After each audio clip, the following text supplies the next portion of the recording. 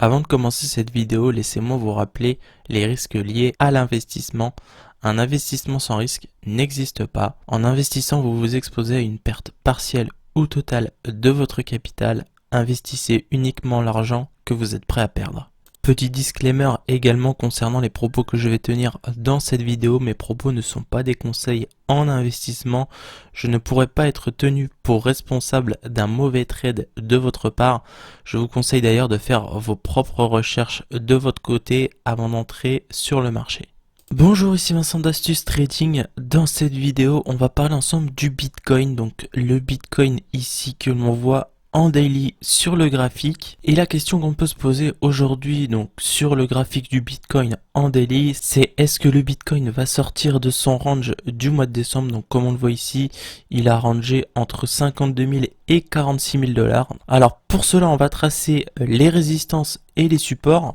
Donc comme on le voit ici, là il y a un support qui est assez net juste ici. Je vais le remonter juste un petit peu. Donc on a ici un premier support autour des 29 000 dollars. Ici on a un deuxième support au niveau des 39 800 dollars. Donc dans ces eaux là, voilà comme on le voit ici. Ensuite, à plus court terme, on a le support du range du mois de décembre. Donc comme on le voit ici, donc on est aux alentours des 46 000 dollars juste ici. Donc ici c'est un support. Donc le support, donc comme je le rappelle, qui maintient le cours du Bitcoin. Ici on va trouver une résistance, donc c'est le haut du range en fait du mois de décembre, donc on est à 51 500 dollars et on a également une résistance un petit peu plus haute donc qui se situe ici aux alentours des 60 000 dollars. Comme on peut le voir ici, on a une oblique, donc on va la tracer pareil, une résistance en oblique. Voilà, donc en sachant que le Bitcoin est repassé au-dessus de cette oblique, mais est bien resté dans son range qu'il a fait au mois de décembre. Maintenant, comme on le voit ici, au niveau des volumes, il n'y a pas forcément beaucoup d'acheteurs. Donc il va falloir être attentif à la sortie de range. Si le Bitcoin décide de sortir du range par le bas, on pourrait très bien avoir un retour au niveau des 40 000 dollars. En revanche, si le Bitcoin sort par le haut, on pourrait très bien le revoir aux alentours des 60 000 dollars. Donc comme on le voit ici, cependant, je pencherai plus sur un retour vers les 40 000 dollars, car généralement au mois de janvier, c'est pas un bon mois pour le Bitcoin. Donc là, ce qu'on va surveiller en priorité, c'est la sortie de ce range. Donc comme je vous disais, soit un retour aux 40 000 ou un retour aux alentours des 60 000. Le retour autour des 40 000 dollars reste le plus probable.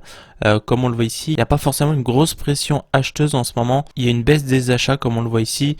Donc je pencherai plus pour un retour aux alentours des 40 000 dollars. Bien évidemment, après cela ne reste que mon avis et je serais curieux de connaître votre avis dans les commentaires. Pour être un peu plus complet, donc comme on le voit ici, le cours évolue dans les bandes de Bollinger.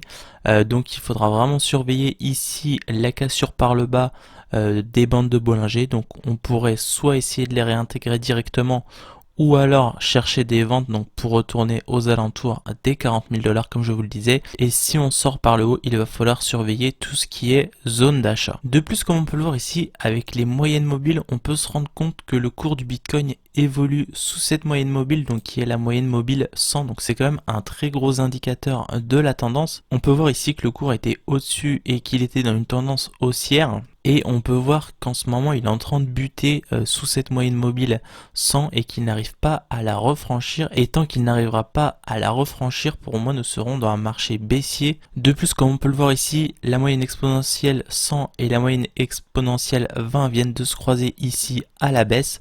Donc tout indique que nous allons dans un marché baissier. Un autre élément qu'il faudra prendre en compte et qui pourra nous aider à prendre une décision, c'est également le MACD à surveiller. Donc si le MACD repasse dans le rouge, nous serons très clairement dans un marché baissier, donc à surveiller ici au niveau du MACD. Dites-moi si cette vidéo vous a plu, si c'est le cas, n'hésitez pas à la liker. Si vous n'êtes pas encore abonné à la chaîne, pensez à vous abonner pour ne pas louper mes prochaines vidéos. C'était Vincent, je vous dis à la prochaine, d'ici là portez-vous bien, ciao.